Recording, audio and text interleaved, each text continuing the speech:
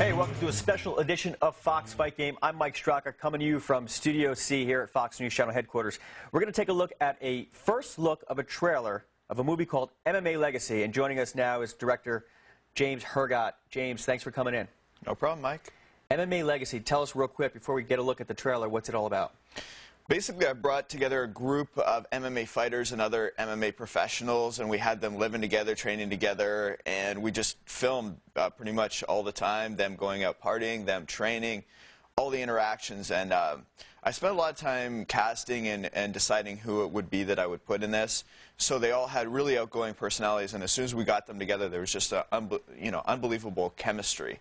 And I kind of had a set-out schedule for how we're going to do things, and I had to pretty much throw that out because they were just such an outgoing group, and I was lucky enough to capture the whole thing on camera. So it's just an amazing ride in and out of from everything from the training to the competing to what happens outside. And I think it gives a real good indication of the sport and what the personalities are like.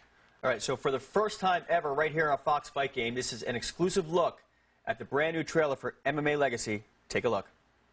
I came from Brazil. It changed my whole life, changed who I am, made who I am today. Everything Jiu-Jitsu taught me everything. Yeah. So it's not like just as martial arts for me, it's my lifestyle. I live it every day.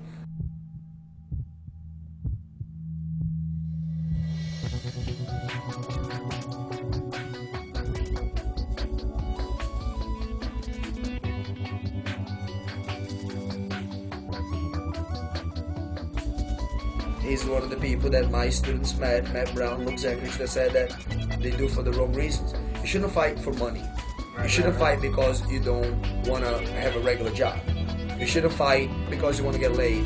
You shouldn't fight because you're ugly and you think you're going to get chicks easier that way. You should fight because you love to compete at the highest level possible, and you have to have that type of competition.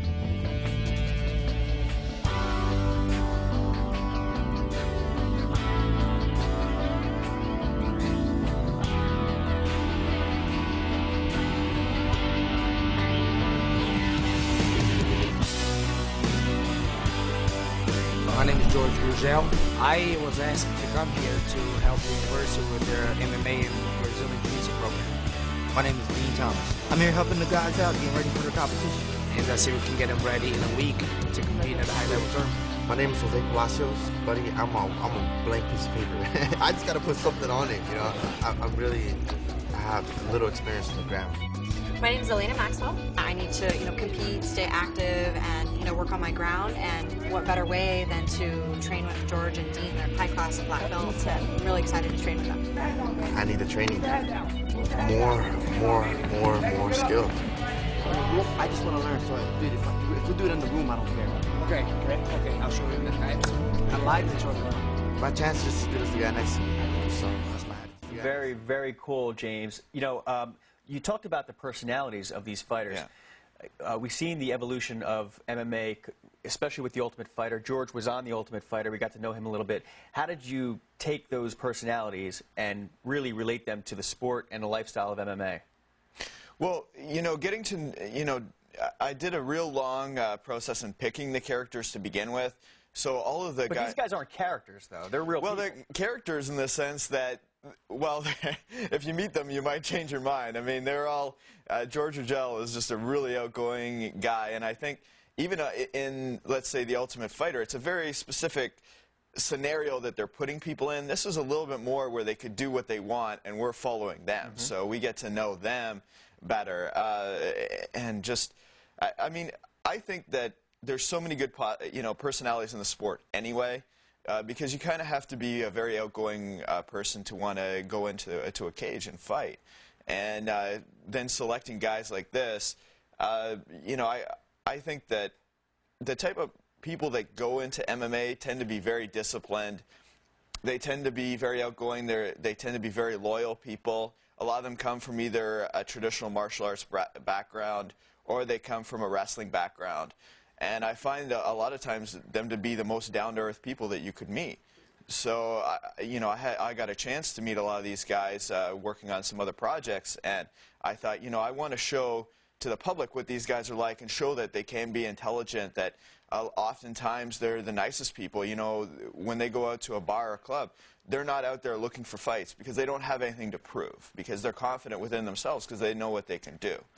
You know, there's a lot of different camps for training, different niches in the MMA world. You got John Wertheim wrote a book called Blood in a Cage, really followed Pat Militich's career and the Militich fighting systems, all of those guys that went there. Where'd you guys film this movie?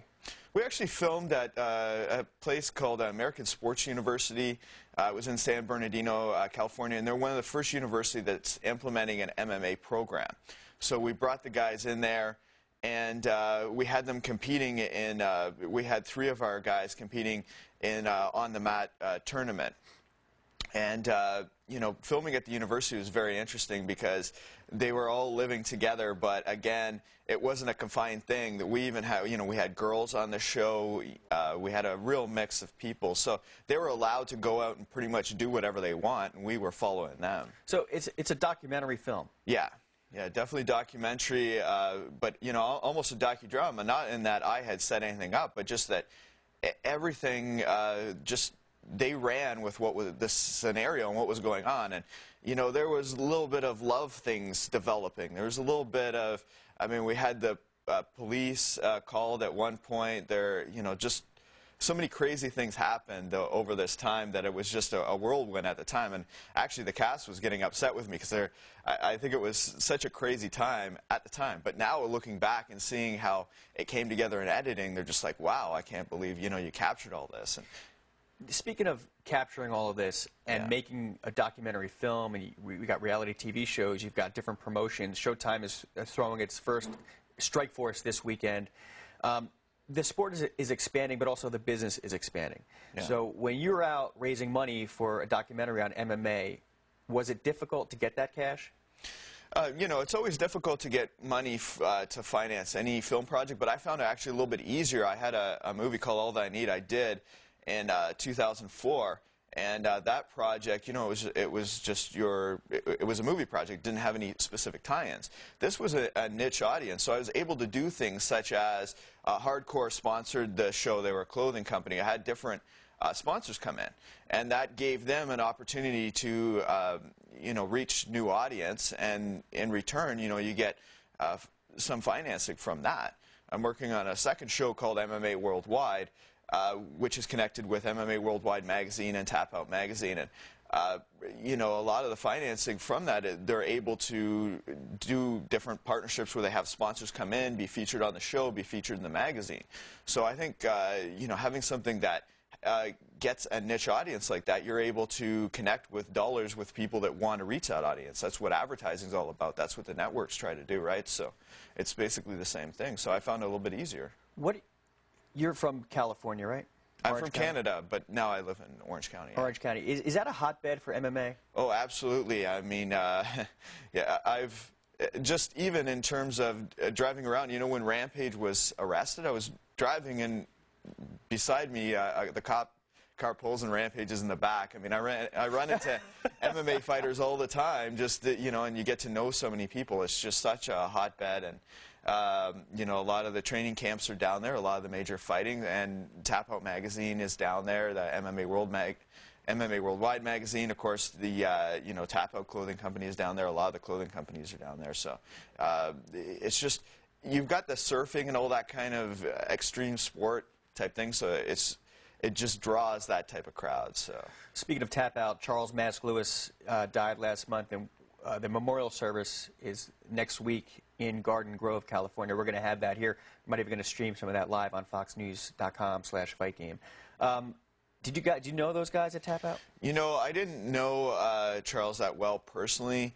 Actually, the MMA Worldwide show that I'm doing, that's with Tapout magazine as well, and those guys obviously knew them really well. And for example, on the MMA Worldwide show, we have a guy named Joker. And Joker was part of the original Tapout crew, and he had kind of a falling out for a while. But he's since made up with them since all of this happened. So, you know, everybody pretty much that I know knows or knew them very well. So it was definitely tragic for the sport. And I think it was inspirational this guy, that he was able to start a company with his friends and make it to that high a level. And it's very inspiring to me and to a lot of other people. James, let's talk a little bit about the business of MMA real fast. Is there enough to go around? Because, you know, what we saw with CBS and Elite XC, they didn't do it correctly. You know, and you see these T-shirt companies popping up, and people can put a tough saying on their T-shirt, and they think they're in the MMA T-shirt business. How difficult is it to really get to that level where Tapout is, to the level where UFC is? Well, it's interesting because I get to see a lot of this working with a magazine company. Obviously, they have a lot of people advertising in their magazine. The Pittman's own MMA Worldwide and Tapout magazine. And I also working with MMA Expo up in Canada. And you get to see a lot of the companies coming in that way. I think that the T-shirt business is very, very difficult because so many people see what Tapout did. And it's kind of, we see the same thing with the film world with the Blair Witch. Somebody sees that and they think, I'll just start a T-shirt company for $2,000 and it's going to take off and be the next Tapout. And it's very difficult. I think doing the promotion's very difficult as well because the UFC, if you're competing on a national level, you're going to be in their sights. If it's a regional fair, maybe you have a better chance. I think in terms of what I'm doing with the entertainment side of things or the magazine side of things, I think it's actually very promising because a lot of the money from, say, the bodybuilding world for supplements is moving into that because instead of sponsoring the bodybuilding, they're sponsoring the fighters. All right, let's go real quick back to MMA Legacy for a second. We saw UFC do Primetime where they followed BJ Penn, they followed Georges St. Pierre, they went to Hilo, Hawaii, they went to Montreal, leading up to that big rematch. Is MMA Legacy in that same vein where we're really going to get to know the fighters, going to see how they train, see how they live, see how they relate to one another? Yeah, I think it's very realistic. Something like The Ultimate Fighter, it's not that realistic in the sense that it's a very kind of contrived setting. I think this is a much more realistic project in that you really get to see what it's like and what the personalities are like. And, I like all of these people in person. And I think that when people watch it, they like the characters and fall in love with the characters. All right, James, thanks very much for coming in. Thank you very much. Appreciate it. Really appreciate it. Looking forward to it. MMALegacy.com if you want to see more of that. If you want to see the rest of the trailer, we're going to run it for you right after this, so stay clicked on here to Fox Fight Game. Until next time, I'm Mike Straka. Enjoy the fights. I came from Brazil. It changed my whole life, changed who I am, made who I am today. Everything, Jiu-Jitsu taught me everything. Yeah. So it's not like it's just as martial arts for me, it's my lifestyle. I live it every day.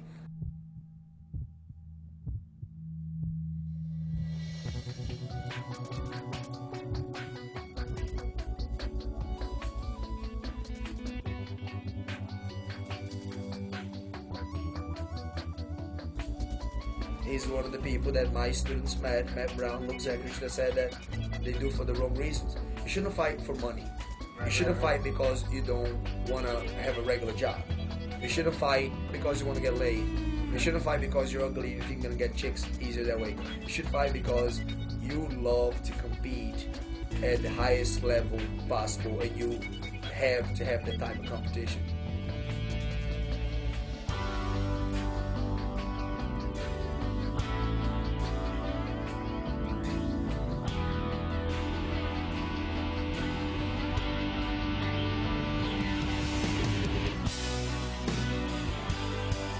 My name is Jorge Gurgel.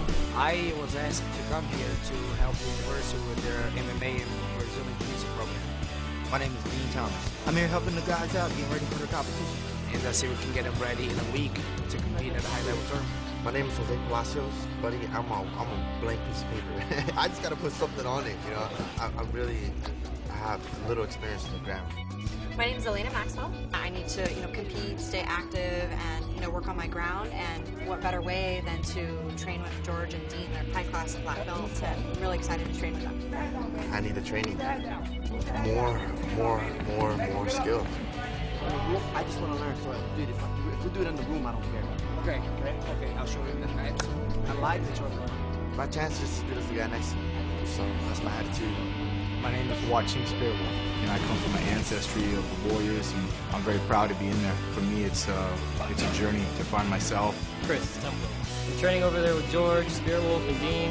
They got me doing stuff I never thought I could be doing, but it's really good to work with them. Joanne Spraffman. I've always loved aggressive sport. I came out here to help train the other guys. but in doing so, I'm training myself. Really judge the character. I'm really impressed, honestly, with Jose and Elena and Chris. And they also bring that freshness of a newcomer and a hungry up-and-comer.